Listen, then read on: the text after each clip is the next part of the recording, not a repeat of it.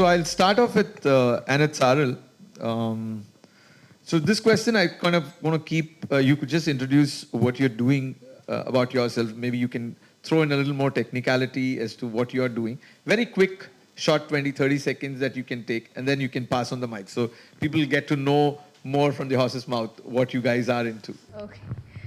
Good evening, everyone. I am Anat Saril. So I am currently pursuing my BCom honors in VIT Chennai. I'm in my second year. So what we study in commerce is basically accounts, finance, economics, and all sorts of things. So that is pretty much it. And yeah, thank you.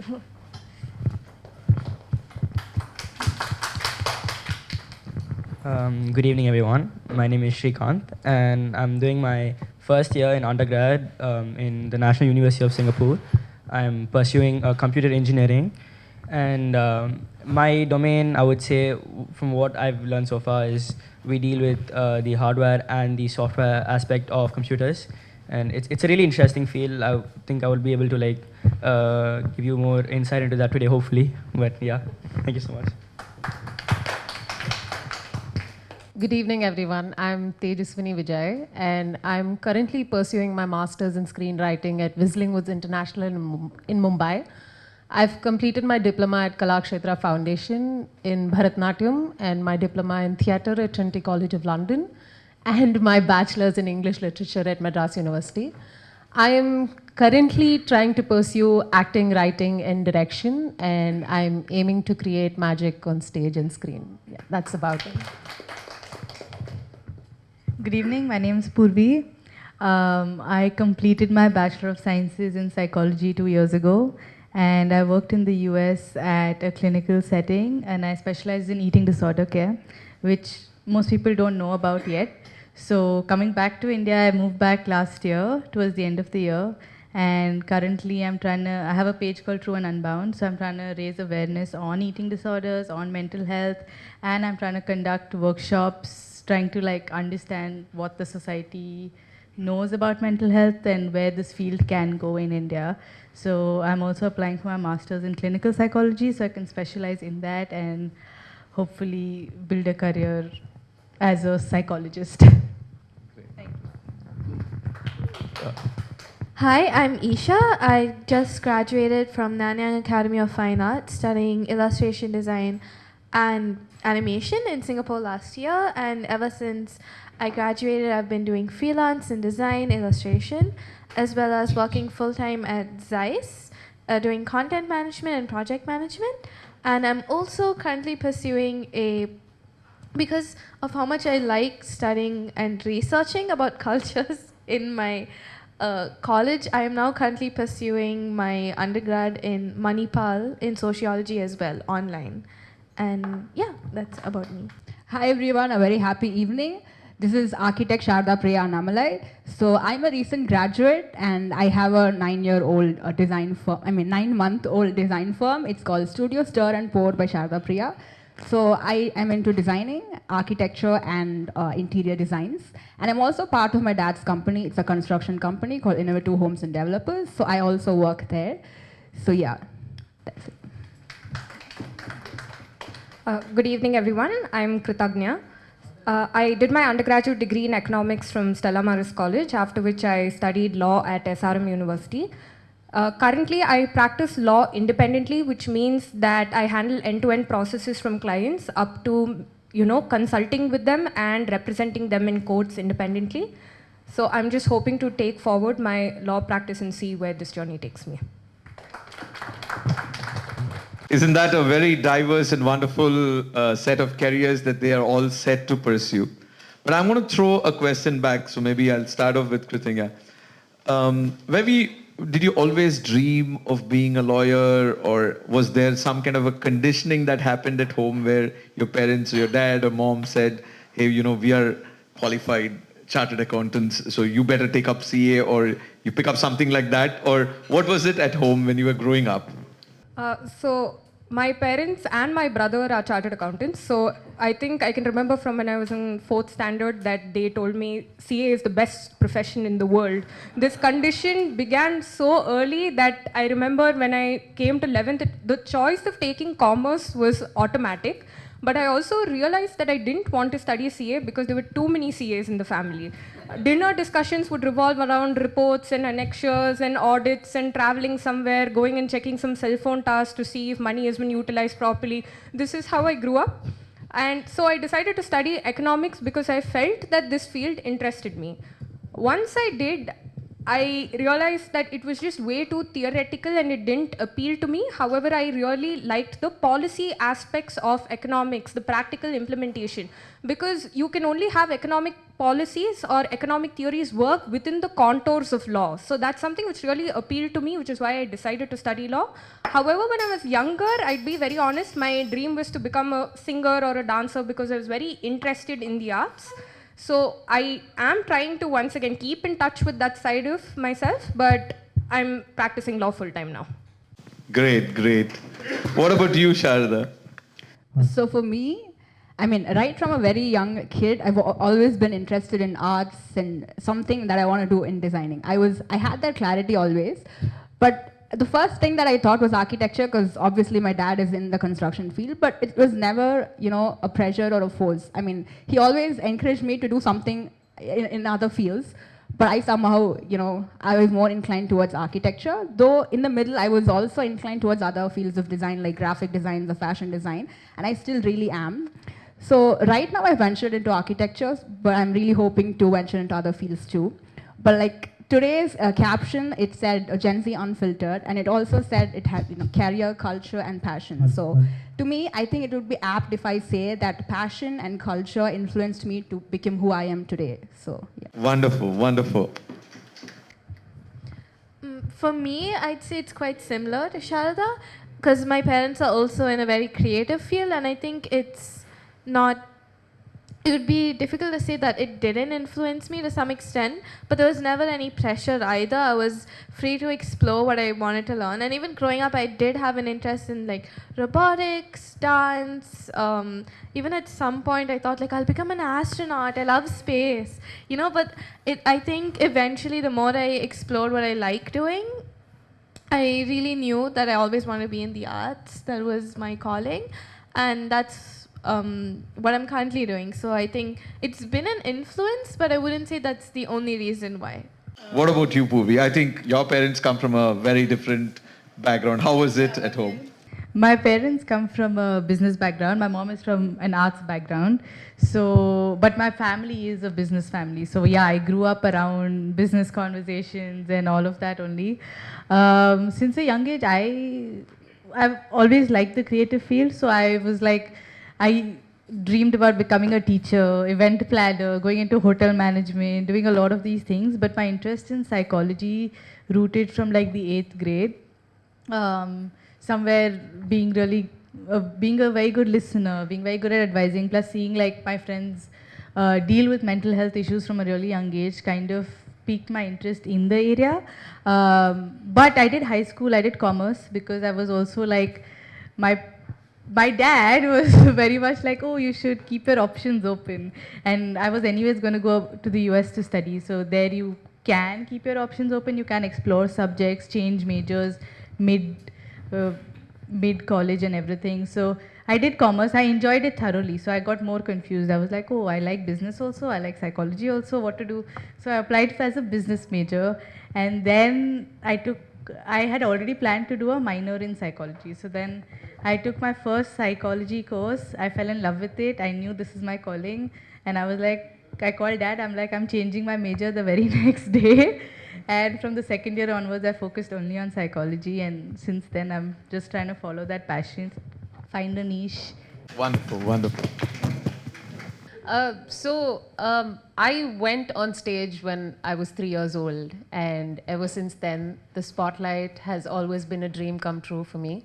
My parents together run Alchemy Academy of Performing Arts for the last 24 years. We turned 24, I turned 24. And so I've always been on stage, and that's been my dream. Yeah, I would say growing up in a very artistic family does influence your thoughts and who you are. But they never ever once told me you have to do arts. Like it's a very different household here. It's like every household we have, you have to do medicine, you have to do law. They were like, why don't you try law? Why don't you try medicine? There were no options like that. It's like whatever you want to do, whatever your calling is. So 10th standard was my last year of academics. 11th and 12th, I joined Kalakshetra Foundation. I did my 11th and 12th in fine arts. It's a CBSE school. So surprisingly, CBSE schools do have arts as a subject, but sadly we don't have teachers, lack of teachers, so lack of subjects, so lack of exposure for children. So this was one of the schools in Tiruvanmiyur in Chennai, Besant Arundale Senior Secondary School. So I did my 11th and 12th there. And I continued to do my diploma in Bharatnatyam. So after 12th, I sat down with my dad and like, what do you want to do, Tejo? I'm like, something in arts, definitely, something that I want to do on stage. So he's like, you're anyways doing theater, so why don't you try any other art form? So I'm like, okay, I'm anyways in Kalakshetra, why don't I just do that? So 4 years of diploma went by, and then I finished that. Side by side, I was doing a diploma in theater at Trinity College of London. So I finished that, and then I'm like, why am I only sticking to stage? Like, my aim is to create magic. I can create magic on any forum, any platform, any medium. So I'm like, and film, so from the age of 6 or 7, I remember sitting with my dad and watching Iranian films like directed by Majid Majidi and all of that. And I would sit and watch. I would not understand anything, but I would like the colors flowing and people talking. I would not understand the language, but my dad would sit and, watch me watch that. And he'd be like, okay, you do like the arts, and it's not like we're pushing you to do that. So I think arts has always been my calling, and this is who I am, and this is what I want to do. It's not about the forum or the medium. It's just about creating that magic and that sense of satisfaction seeing that magic happen on stage or screen. So yeah, that's about it. What about you, Shrikant? Yeah, so I think out of everyone here, I have the most conventional career, like education path I've taken. I'm doing engineering. So I think as an Indian, I kind of fit the stereotype. But the reason I wanted, but then this wasn't always the case. Like right from when I was a younger kid, I had a very diverse, I wanted to do very different things, and it kept changing over a period of time. I first wanted to be a policeman because I saw Singham when I was a very small kid. I was like, I want to be like Surya, and then I was like, no, I want to be a footballer. Then I saw how in India that's really not a possible career path, but then okay, fine. Then I was like, I want to be an astronaut, and then I finally settled on, okay, I want to do engineering. But it's kind of funny how you would assume that in a household that your parents will want you to do something that they're also doing, but in my house it was completely the opposite. I think even right now my dad kind of hopes a little bit that I did medicine, which is kind of funny because there's no one in my family who did medicine, but my dad still has that kind of a yearn that I did medicine. But the reason I chose engineering was a very calculated decision, because what I understood about myself was that as long as I don't have an aversion towards what I'm doing, I can learn to develop my interest in that. So I knew that at this point in time, when you choose what you want to study, it kind of almost always dictates your career path, unless you choose to change that is. So I try to talk to as many people as I can. I wanted to see, okay, what would work best for me, what I'm strong in. And in school, I always felt math and physics were my strong suits. So I was like, okay, let me kind of push towards that. And I was like, okay, so I want to go head towards computers because that's where the world is headed.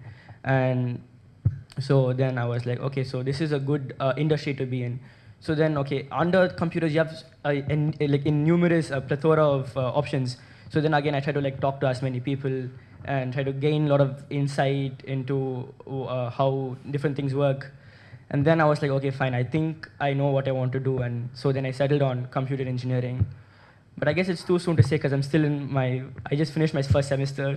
And who knows, maybe next time you see me, I might have changed majors. But yeah, so far this is why I've chosen what I'm doing right now. So yeah. Yeah, so since it's unfiltered, I had no idea until 10th grade what commerce actually was, because I come from a family which is predominantly predominantly only medicine everywhere. So wherever you go, it only talks about medicine. I go to medicine conferences and everything. So I myself didn't have any idea what commerce was. And I was thinking, I was more into arts at that time. So I thought I'd probably go into an art school. So I was thinking of taking humanity. But it was just, I remember sitting the night before filling the form and submitting it in the school, that my dad was like, if you take commerce, it might be helpful in the future because there are like more subjects there, accountancy, which you have no clue of. So that is when I chose commerce. And normally when I go to my dad's batchmate or something, the kids there are everyone almost take only medicine. They are like into medicine. So it's like by default, a son or a daughter of a doctor goes into MBBS. But then, gratefully, my parents also didn't want me to go into MBBS. They wanted me to go choose commerce. It's a bit of a bummer that both of us, wanted that same path. My father tells this thing, palonalivi pal level in the marine. So my parents wanted the same thing, and so did I. But after going into commerce, I fell in love with the subjects. I really liked economics. I really liked accountancy.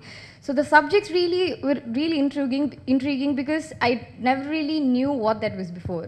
And in my family, they still think commerce is one whole subject. They don't know what commerce actually is. So when I sit and talk, I really feel good because I've chosen a path that is not really something that anyone in my place would have chosen. And after that, one thing led to the other. I chose BCom after that because I thought of doing a specialization course like in economics because I really like the subject. But then I thought in UG, BCom is a more generic course and you study more subjects. It's like a broad base. So I feel like it gives you more time to choose what you really want to specialize in. So this is how I chose what I really wanted to become. And I think I'm in a pretty good place and I'm really happy with where I've come because I really like the subject that I'm doing and I think it has so much scope in the future as well. So yeah, that is pretty much it. Thank you. Thank you. And I think wonderful to hear this, that all our NEDs have chosen their path, and wonderful that they didn't have any serious major pressure to, or whatever was told to them, they still stuck to their guns in terms of deciding what they wanted to do. And I think that's one of the prime spirit that I see in the Gen Z, because they have fairly absolute clarity in terms of what they want to do in terms of their careers, where they want to go and what they want to choose. I think that clarity really comes out from our panel too. I think they're very sorted in terms of where they're leading and keeping their foots. But I'm going to ask we've kind of understood the side from your parents and homes and other things. How was it at your college or your peers? What kind of pressure or what kind of questions that you would have had to handle from your peer groups? You obviously the kind of questions they would also raise. Hey, your parents are successful chartered accountants. Like, why? I think it makes sense for you. Why law of all the places? Were you subjected to questions from relatives, friends, and others who would, even if your parents are chill, like they would come and ask you those kind of questions? So how did you handle something like that? Maybe we'll start from there. I mean, law is a fairly conventional career path, so I didn't really face any questions with respect to that. But when I was studying economics at Stella Maris, a lot of my peer group were very serious about the subject, in the sense that they wanted to do their PhD and ultimately become researchers in the field of economics. And I always felt a dissonance because I couldn't relate to that. I didn't like the subject and I was very sure that this is not what I want to do in the future. And they were applying for masters abroad, and I'm talking about top universities in the world like Columbia, Johns Hopkins, etc. Right? So when that was happening, I had a lot of support from them when I told them that this is not something I'm interested in. I had my best friend call me up and tell me, you're saying that CA might be an option, or that you want to, pursue Bharatanatyam because that was something I've been learning since the age of 6.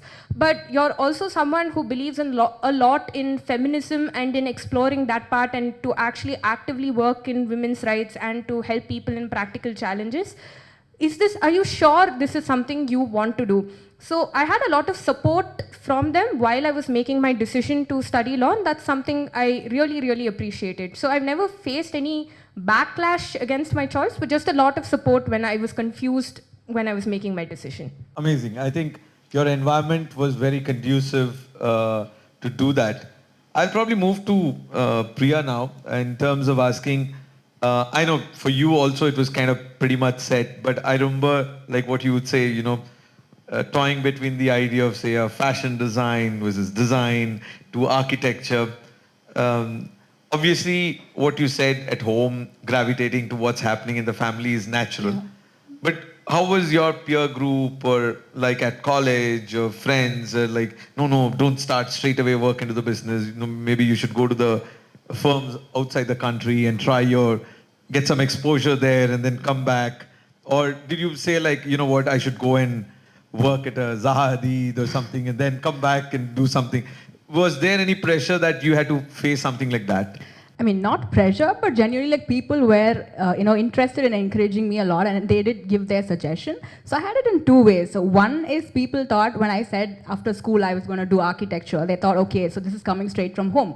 So obviously, since my family is into construction business, so this is just a choice imposed on me. So to every relative or my school friends or cousin, I had to explain every time. They think it's because my dad is into construction, I took architecture. So it's not like that. So I had to explain it to them. So in that way, that is something that I've experienced. So every time I have to say, no, it's my choice. Maybe both of us wanted the same thing, like how she said, but it's absolutely my choice, and there was no, complete forcement or something like that. So that's one. And the second is like you said, like people did, encourage me and did give me suggestion as to you don't have to immediately join your, business or something. You can go out, you can explore and things like that. But I didn't immediately join into my dad's business. So I did my internship in Bangalore for about 8 months. So that gave me a good amount of experience in the field of contemporary architecture. And in Chennai also, I worked with architect Benny Kuriakose for like a year. So that again gave me an idea and experience into traditional architecture. So yeah, I did take some of their suggestions and things that they told me. So yeah, I mean, it's good. Yeah. Wonderful, wonderful. What about you, Isha? I think for me, in different stages, there definitely were a lot of opinions. Thankfully, they didn't really steer me away from what I wanted to do. But I remember when I first made the decision, because when I was in 10th, that's when I decided I want to go study arts. I'm not doing 11th and 12th because my school only offered science and commerce, and same like Teju. I knew what I wanted to do pretty early on. So my parents, I'm very grateful. They were very supportive of it, and that's all that mattered because I had my parents' approval. But I remember a lot of people around me, when I told them about this, they were like, no, nobody will give you a job if you don't study 11th and 12th. A lot of opinions on this, but I still went ahead. I enjoyed my degree, and even when I graduated from my diploma, there were a lot of people, even in my university, telling me like, no, you should not start working straight ahead. You're too young, and you should study for a degree. And I think degrees are very helpful. I'm still pursuing my degree, not stopping my education. But in the art scene, it's not something that is a requirement. They see more on what's your work, what you've done.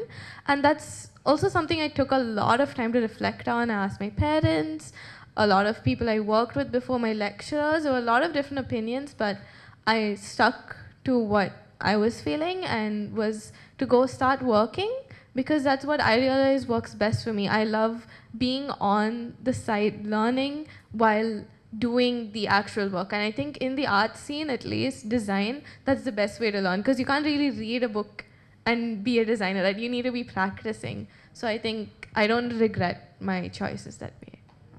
Okay. What about you, Purvi? I think you have taken probably a little completely off tangent, and I'm sure you had the transition from, not the main subject, and suddenly that becomes your major. And then, obviously, you told what was your family side of things. What was it from peers and friends, and how did they look at it? Honestly, my peers, my friends, my family, everyone was very supportive when I decided to change majors, because I feel like also I was studying in the US. Over there, like just the culture is such that we are constantly exploring. The kind of subjects we take on a semester basis, it isn't restricted.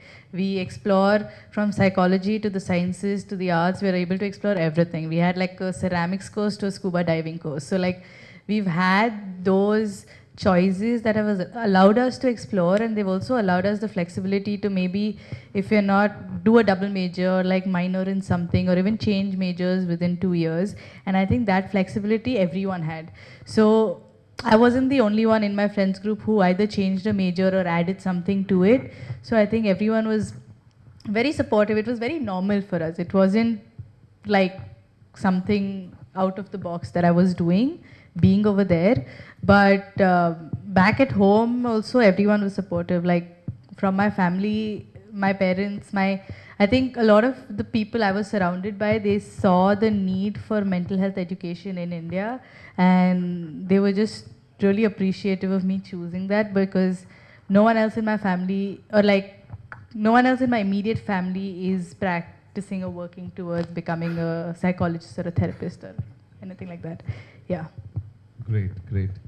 What about you, Teju? Very shortly, if I know kind of background you come and I kind of fairly understand.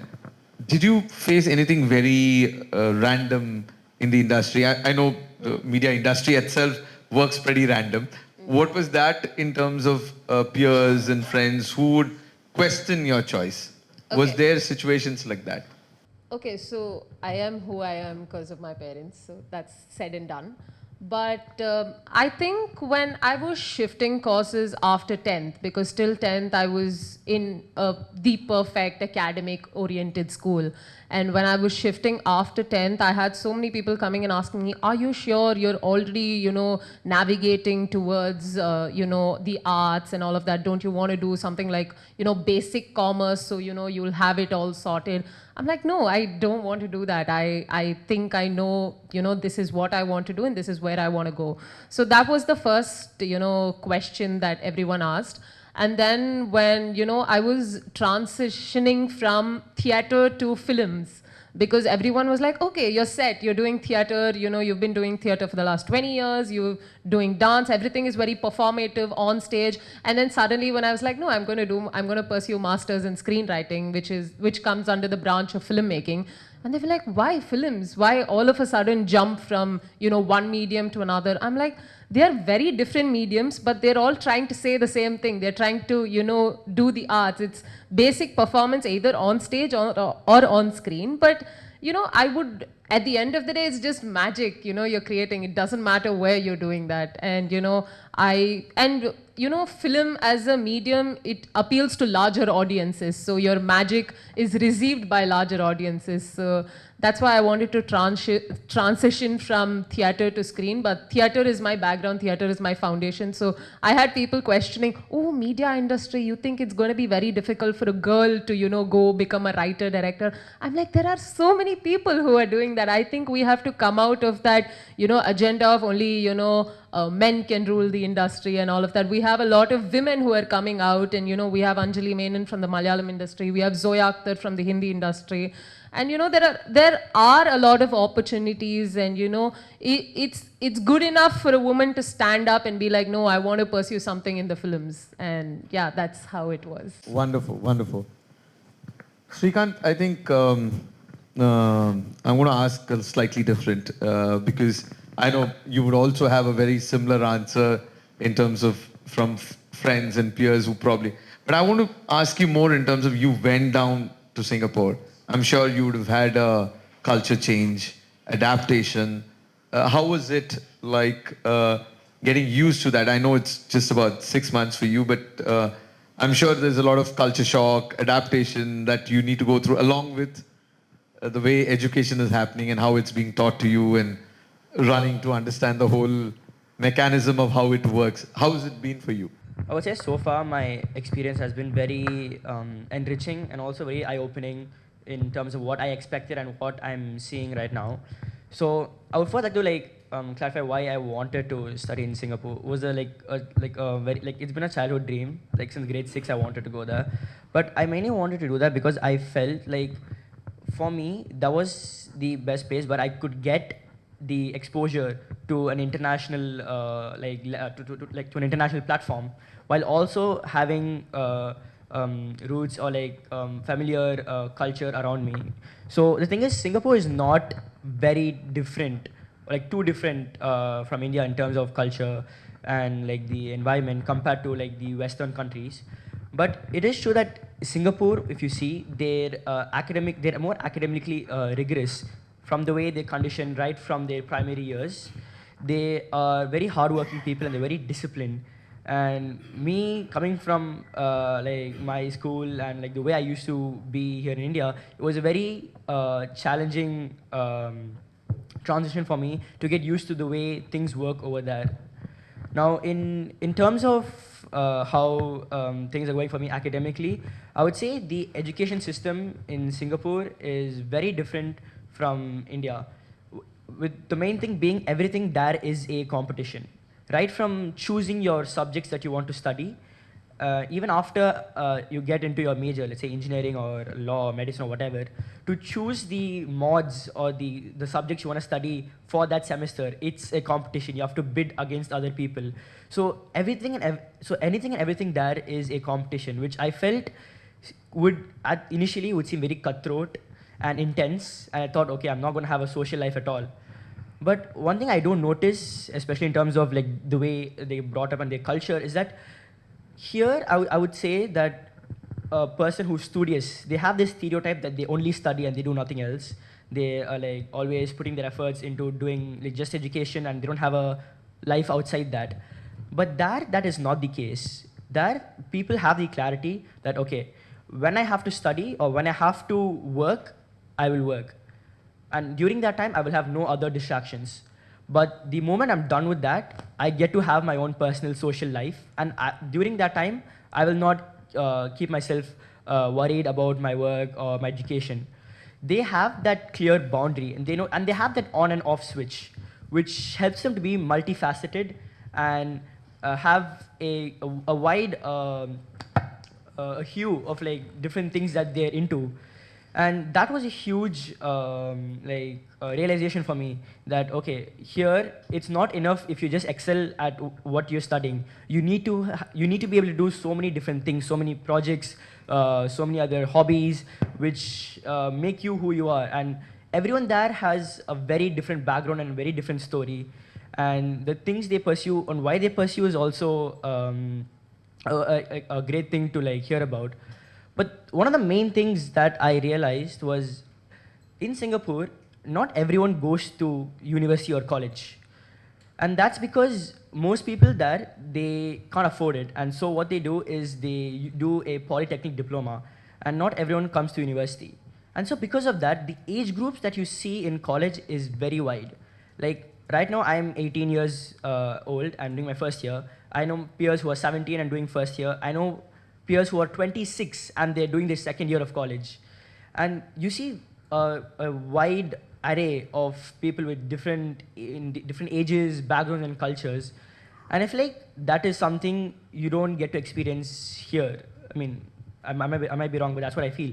And so that was what really helped me, like, push me to Singapore, is that I get to have an exposure to so many different types of people, and that would kind of help make me kind of like, you know, build my thinking onto what kind of person I have to be and what kind of thought process I will have. So I feel like that's a luxury I get over there. Great, great. Sorry, I just want to add on as well, like a quick fun fact. I like what Shrikant just said. I had two classmates who were 45 years plus, and I'm sure there are a lot of other older students as well. And I was 15 at the time, so the age range was huge, and there's a lot of people from different backgrounds. And I think that really teaches you a lot as well, seeing from a different background. Okay, Saril, quickly, I'm going to ask you this question because I know you told me the kind of background you come around, like this, like it's either management or medicine that's floating around you all the time. Now that you've gone into the commerce and the management side of it, where do you see yourself from there? You going to come back into the business and handle it? Maybe that's like what the parents would expect you to come back, or are you saying, no, I want to try something out and I want to do different things in the management side of things? Yes, uncle. So that is what is being expected, as far as I know. Uh, Probably, which is why they wanted me to take commerce, because then I'll be good at management. And one more thing was that so many people, the standard question they ask me is why I didn't choose MBBS. And at this point, I have this answer in my mind that I've memorized line by line so that I can tell everybody. So I have taken a pretty conventional path, but from where I come, funnily, it is not that conventional. It was really different for me to choose. So since I've taken this and I'm exploring right now, I'm not really sure where I'll be in the future, because there's like a wide array of courses, options for me to choose from, and like subjects that are really intriguing, subjects that are really diverse. And once you choose one subject, there's like humongous, there's like tremendous things to explore from. And so right now I'm taking this time out in sort of, understanding myself, what I like, what subject I like, what subject intrigues me more, what subject is more exciting for me, what subject has more course, because with this AI development and everything, so you'll have to take in the technical aspects as well into consideration. So right now I'm taking my time, my own sweet time in figuring out stuff. But on a vague point of view, where I see myself is one thing that I want to have so much exposure in the future. So probably masters in abroad, not really sure of the specialization, and then work experience there, moving from country to country is an idealistic future for me. And then coming to hospital management or management of any sort is still an option, is a safe spot, is a sweet spot. I still have that, but I want to go out, explore all I can, explore whatever I can, and get to meet more people, because it's nice to hear people from different backgrounds, because there's plenty of things to learn. You keep on learning. And even here, I'm studying in VIT Chennai, I meet from where I was in school, I was like with a set of people who were like me, so similar to the upbringing, characteristics. But then going out, even here, I find so many, kinds of people, and you mingle and talk with them, and that it's just very exciting to talk to so many people. So how exciting it will be from country to country, from culture to culture. So you'll have to be very open-minded. So that is where, it's a vague idea, and that is where I see myself in the future. Probably like interacting with so many people. That is where. Great. I think I was kind of expecting something like that to come from, because it's nice that though you have a safety net built for you, you still want to go out and explore, and that you brought out the question of AI. I'm going to switch to the other end and say, from a lawyer's perspective. Now, everybody says, half of the things what a lawyer would do in terms of, what the problem is, taking out or drafting, everything the AI is doing. How do you see your career path, that what you've all chosen, and what kind of threat, or where do you see your career shifting from here? Very honestly, I don't think AI can replace professionals, because the work we do is too nuanced for AI to take over completely. I also feel that there's a misconception in the sense that you believe that professionals only work in a certain intellectual sphere, but I believe that there is a clear bifurcation. You have administrative tasks and you have work in which you need to have intellectual inputs. So if AI can help me make my administrative work easier, that's great. And I'm hoping that it will, because we waste a lot of time in doing these tasks. So if those can be automated, that would be a very welcome change, I believe. But intellectually, unfortunately, I don't think AI can ever catch up, because you will need to understand a client's situation, understand their perspective, the sort of work they're doing, or what specific legal issue they're facing and what outcome they want. So, if they're, for example, coming to you for a legal opinion and they tell you, I want something a little vague, because I think only something vague can help me in a certain situation. I can add my disclaimers, but if I just take what AI has given me, I add the disclaimers and give it to them, that's not going to be a correct legal opinion. Similarly, if I'm going to submit a draft in court and it's being done by AI and I just submit it without any checks, that's very dangerous for me and can affect my reputation as a professional. So even if I'm using AI, I'll still have to manually check what AI has done. I don't think AI can ever replace the sort of work professionals do. Okay, I see that very solid clarity in your mind in terms of how the professional inputs. I'm sure, Priya, I'm going to ask you the next question to you. Of course, your industry also, you see that AI is right now doing right from floor plan to renders to views, you name it, everything in the architecture sphere is like just driven by engine. So where do you see the difference? Especially, I'm sure the challenge that would come from a client is the client is also showing you a render or a view, and he's saying, you know what, my son did this render or view yesterday. What can you do, or what can you talk about? I'm sure. How do you handle such challenges? I mean, I see AI as a boon. I mean, like she said, I don't really think that AI can replace architects or any designers. So I see AI is actually helping us because as architects and designers, we sit in front of the screen and work forever and ever. Like we work round the clock. So I have a feeling that AI is definitely going to help us in future and is also helping us right now. So for example, like how you said, yes, clients will come up with it. So I have a feeling that, you know, more than me or my team doing a job and then showing them and then realizing that it's something that they don't like, you know, there's a mismatch of understanding and then redoing our work. I feel that now it's easier because they already give me what they have in mind. Into a picture, into a render, or into a plan. So it kind of makes our work easier to understand the client's likes and dislikes. So I feel AI is only going to help us and catch us on time and, you know, make our work better. So yeah, AI does make mistakes and everything. So obviously it's us who will have to sit and, you know, correct it based on site conditions and requirements and everything. But it's definitely helping us improve. So.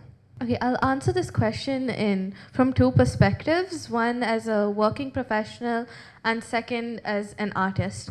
So from the first perspective, I think AI is definitely here, and like you said, it can be and is very, very helpful, and is only going to get more and more helpful. It's a great tool, but I also think there's a lot of nuance to what a designer does in that AI cannot replace, which is taste, which is choice, what can you use? Because AI can generate anything under the sun, but who's curating what the AI is making and who's actually translating this into an actual project? There's a lot more nuance to it than just taking an image and making it, you know, or everything else an AI can do. But yes, AI can really be very helpful with administrative tasks and very repetitive tasks, which is great. And there is, in the arts community, there's a lot of arguments, or I'd say it's a very touchy topic about AI. A lot of people are very, very, very against it. I can understand why to some extent, but I believe just like maybe, let's say, in the 80s or the 90s, everyone was like, oh my God, computers are taking over the world, no one's going to have a job anymore. But it just created more jobs, and it's just pushed what humans can do more. In fact, this is maybe now speaking from the artist's perspective, I don't think AI has discouraged me from wanting to do art, because there is a certain joy in creating art that I'm not going to get by doing an AI generated image. But I obviously understand from a client's perspective, they want a project fast and they have AI to help with that. And that's great. I don't think there's anything wrong with that, because at the end of the day, you all want your projects to be done quicker and most efficient. But anyways, getting back to my point, with AI and the future, I think it's only just going to help us improve as a tool, and human labor is actually going to become a luxury, is what I think. Yeah. I think that's a very valid point. I'm going to ask you, Purvi. You're on the other side in terms of psychiatry, which would lead into a lot of consulting, spending time, where people are I see two sets of things here. One, I see people say I have some condition or I'm going through something. I resort to a bot or an engine which is generating all the answers, or maybe a smart bot also, which would come and answer to me as a friend, or which probably is the role of a psychologist who kind of listening, unlearning, taking out this thing, which probably a lot of machine is doing. Do you see that as a threat? Or vice versa, using a lot of this along with you, use it to reach people in a better way, use a lot more technology and communication. How do you see the AI playing a role in your industry? So firstly, I'd like to say that I don't see AI as a threat to any job as such, because currently, especially in our generation, career is not linear. It's not like you're doing business or you're doing something, so you're going to stick with that your entire life. Like, we have opportunity and exposure to so many courses that you can just sit at home and like learn so much. And maybe just from psychology, I could even like jump into a completely different field sitting at home, right? Because of because of technology and because of how far technology has brought us, right? So coming to mental health, I think having bots that are trained to respond as certified clinicians, you know, who have that kind of programming could be very helpful for that population of society that is not comfortable to come out and reach out for help. And if the AI is programmed accurately to guide that certain individual or that population group in the right way, they'll eventually come to us. Because I feel like we cannot be replaced. We can use AI to work more efficiently and work smarter. Like, if we ourselves as professionals, we consult among other professionals, it's becoming a trend not only in the mental health professional but in other professions as well, to talk to AI and brainstorm your ideas with them, right? It's about how you talk to them. Like, it's about how you prompt them. It's about asking them for constructive criticism, and AI will give you that, because at the end of the day, AI is made by humans, right? It's programmed by humans. So like, it's up to us how we use it. Yes, there's cons to it, but that's also on us only. Like, if we use AI in a dangerous manner, we are going to face the consequence of it. But I genuinely just see it as a boon, because it boosts our efficiency, it reduces our workload, it helps us focus on tasks that, you know, probably we can do better, and the rest we can leave up to AI. And just, yeah. Great. I'm going to ask Teju another question where I'm going to say, like, okay, with AI coming, you know, everybody is a filmmaker now. Everybody has a virtual engine like be it Gemini or anything that they're using. So they are making the next avatar at home on their desktop, you know, which is rendering wonderful 4K level, which probably you had to write and get a big studio to do the production. Probably somebody is doing, and there are like hundreds of them out in the market. So you don't even know what's real, what's AI, who's making, and who's the next filmmaker. So where do you see in a situation like that, where there is so much of data and so much of films, do you think people are going to have the patience to actually sit through a film and watch a film, or are you going to gravitate into making something else? Okay. So actually, this is a very interesting question, because nowadays at home, I mean, coming from an artistic background, but nowadays at home, my parents, you know, they don't watch a film in one sitting. It goes bit by bit, day by day. The format of Instagram reels have come to watching movies. And that very much is affecting, you know, people, very few, the number of people who are coming to the theaters to watch a film has decreased because of OTT platforms. You can watch the film at home, you can pause whenever, you can eat whenever and watch it, and you can watch it today, you can watch it tomorrow. I don't have to go at a specific time or period. And now coming to the format of AI. Yes, everyone has Gemini at home, everyone has, you know, ChatGPT, write a script, but not everyone is going to be a Mani Ratnam, or not everyone can give a Gautam Vasudev Menon movie, or not everyone can be a James Cameron and do Avatar right there. Not everyone can do animation there and it cannot come up on big screen. You have to have that human touch of magic at the end of the day. You have to have the art in you. You have to have that spirit of wanting to make something that will stir that want of emotion in your audience. Not everyone can go there and be like, okay, I've written a script with ChatGPT and now I'm going to make it into a movie. Yeah, well and good, go make it, but that's not going to stir your emotion in the audience. Wonderfully put, wonderfully put. And I'm going to skip to Saril now. I'll probably come to Srikanth at the end. I'm saying management again with this whole automation and AI and everything. So you see that you're going to have bots literally running everything for you, all the process being taken care of. What probably you had to monitor a lot of people. So you're going to have your dashboards and reports, all that coming in. Do you think management is going to become way too more lazy as such, because you can put your feet on the table and just look at the dashboard and you know, things are running cool, I can chill? Okay, so one side there is management and other side there is commerce. Like in accountancy, there are like so many trends that you have to follow, and so many things have to do with future predictions. Like in accountancy, so much AI has played a big part now. Computers have played a big part. So in analyzing trends or making reports, I think AI has a big scope. It is having a big scope. People are using AI so much. So such mundane, repetitive task, AI will have a play. It'll have a big play in the future. But from management side, management, there are so many areas of management, where you manage the operations, where you manage humans. And I don't think AI can ever replace management which deals with humans, because humans are something that everyone is different in their own way, and you cannot draw trends or patterns in any which way for management. Only areas where I see AI taking place is probably accounting reports and all such things, because analyzing trends, patterns, taking in data is what AI does normally. So along those lines, AI will have a big play. But management of people, management of operations, management of like company, it is a very broad aspect where AI can only probably help you, guide you, assist you, but it can never replace you. And I don't think there is scope for laziness there anyway in the future, any day and time. It is always a very tedious task, I feel, because I see my mom managing people, managing hospital, operations and everything, and I don't think AI can ever replace in any which way.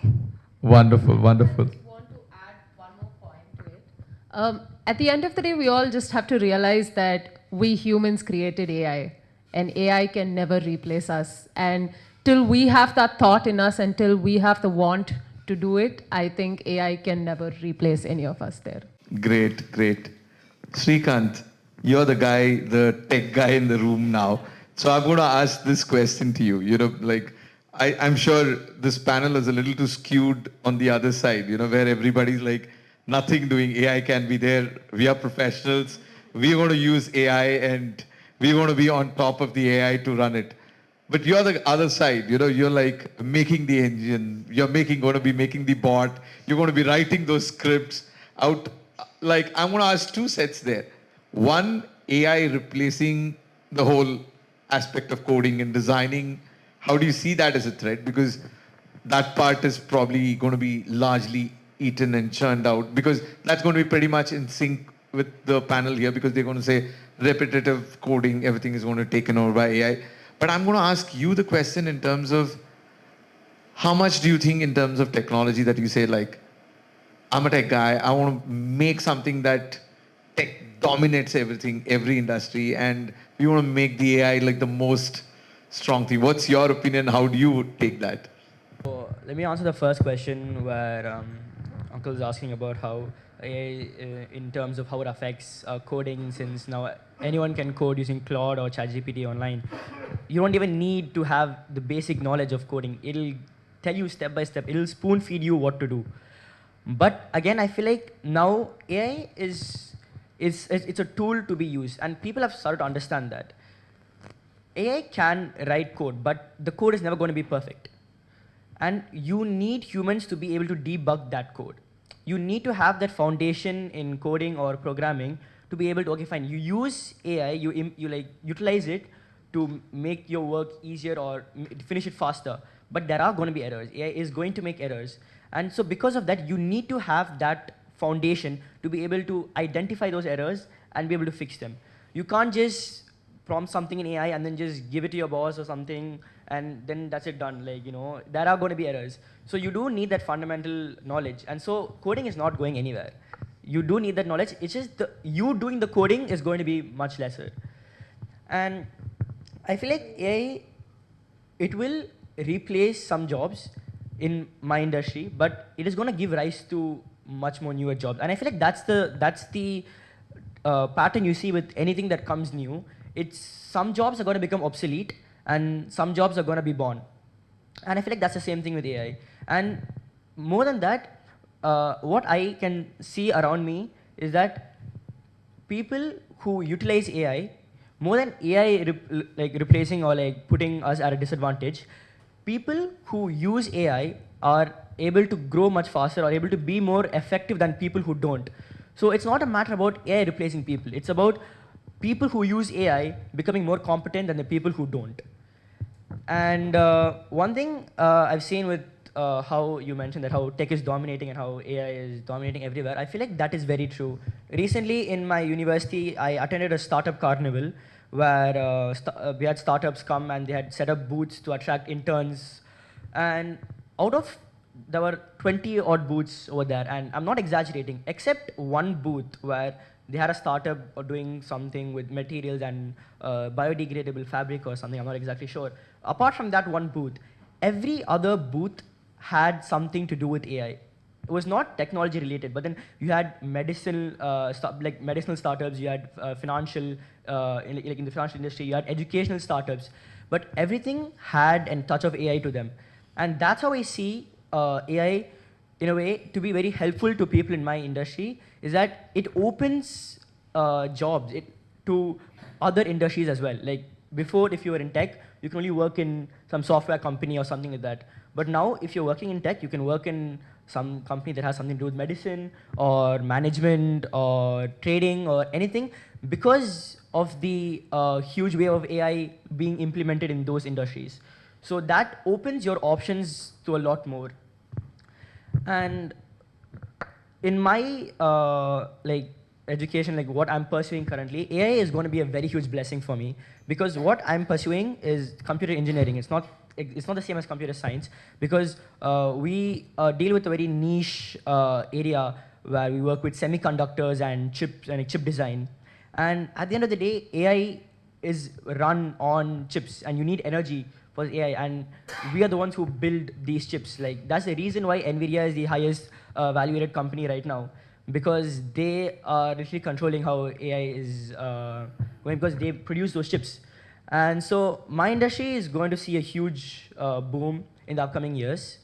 And another thing, I feel like right now AI is being talked about a lot, but I feel like this is only just the beginning, because right now all the AI that we see is ANI, which is just artificial narrow intelligence.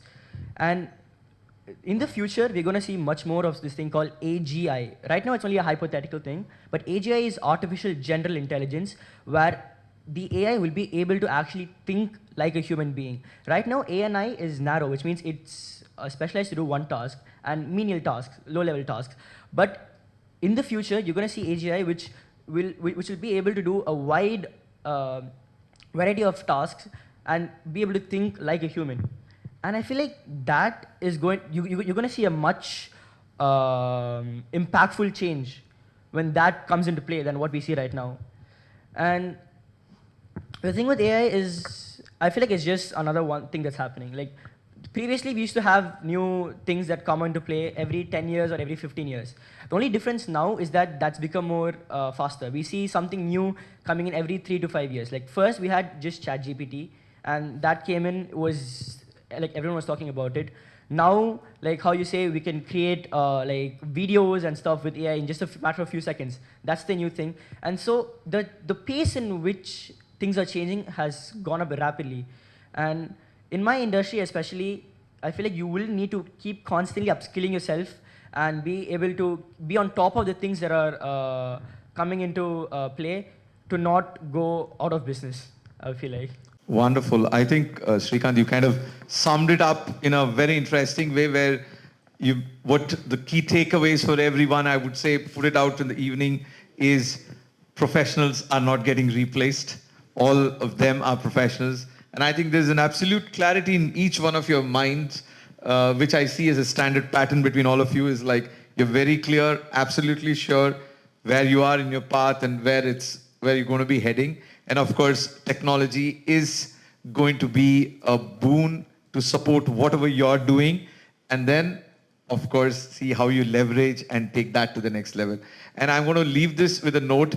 Probably we all should meet in a decade's time, in 10 years down the line, relook at the video, and then have another round of panel discussion to see where we are headed to. Thank you. I thank each and everyone for patiently listening to all of them. I thank all the panelists.